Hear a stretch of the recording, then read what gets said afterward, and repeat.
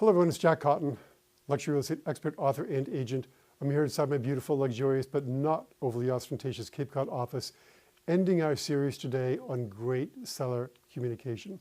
You know, no matter how well you communicate with your sellers, sometimes the listing just drags on the market forever and ever. Maybe they're not realistic with the price. Maybe the market is just slow where you are. I know that in different parts of the country, the market's on fire right now, but sometimes you need to have a conversation with your seller to put them in the right frame of mind for a price adjustment.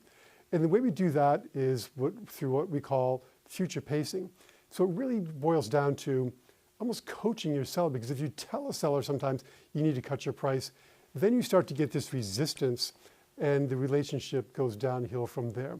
So if you think of it as a coaching session with your seller, it's likely to go a lot better and be more productive, and you might wind up with a price reduction. So some questions you can ask your seller is, how long did the real estate market actually rise before the most recent peak? Well, the most recent peak for us was 2004, 5, or 6, somewhere in there. And the market was on the rise for a good 8 to 10 years. It took a long time to reach that peak. How long has the current slowdown lasted? Or how long has the current market situation lasted? For many markets, like in my market, it's been a couple of years now. You know, people always say, how's the market? The market's great. There's a lot of activity. There's a lot of sales. There's a lot of interest. It takes 2 or 3 weeks to book a home inspector. They're all backed up. But prices in my market really have not come back yet. So it depends on your definition of what's a great market. If your definition is great prices, that would not be our market. It's really a great market from a transaction standpoint.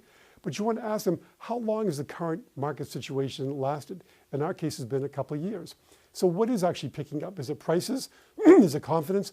Or is it actual prices? Again, in many markets, like in Boston and on the West Coast and DC, prices are increasing, but in our market, it's confidence and volume, but certainly not prices. But don't tell the seller this stuff. Ask them what their perception is, and then when they answer, you can give them information that reinforces or gives them better information so they can come up with a better answer. You know, how much longer is the current state of prices likely to continue, Mr. and Mrs. Seller? Do you think we're going to see prices increase in the near term or not? What do you think? And then ask your seller, have we hit the bottom? I thought we hit the bottom a year or so ago, but we're still sort of bouncing along the bottom. How long do you think we'll remain there?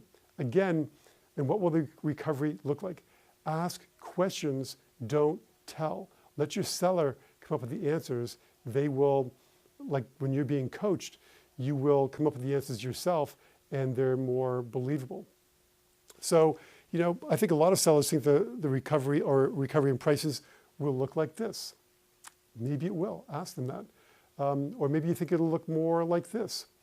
This is kind of how we were. We're like a W. We bounced along. Prices came up a little bit, then they went back down again, and hopefully they'll come back up again. But give your seller some illustrations of what you think the market might look like. Maybe it's going to be a long, drawn-out thing where you are before prices start to rise again. A lot of sellers think that it's going to be just a total V and a complete bounce back. I think this is what sellers are expecting when they watch the media, especially when the media reports about what's happening in other markets around the country. Certainly not what's happening here in our resort market. So how long do you think, Mr. and Mrs. Seller, that it'll take for prices to get back to where they were in 2005 or 6? What do you think? When prices drop, if prices drop 50%, they have to increase 100% just to get back to even. I think a lot of people don't really realize that.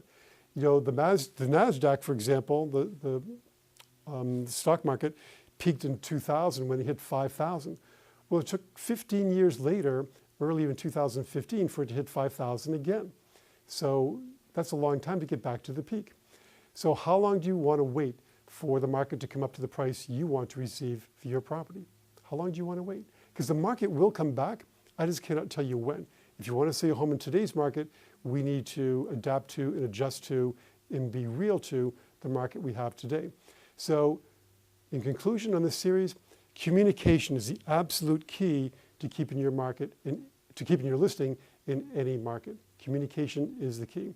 Managing expectations, however, is encouraging sellers to think about where the market is and where it's going to be headed. We get into trouble in life in general and with our sellers specifically where we don't meet expectations. The best way to meet expectations is to tell the seller what they should be and then meet or exceed them. You do that through the communication plan, and you do that through the future pacing we talked about here today. So I hope that makes sense for you. Give me your comments. I've had some great comments throughout this series about how you're increasing your seller communication and how you're improving your seller communication. And I love hearing those. And I'll share those with the others on the first Tuesday of the month when we do luxuryrealestateunplugged.com. Go to this website, luxuryrealestateunplugged.com. Check it out. It's the best deal in luxury real estate coaching on the planet. Until next time, make it a great week.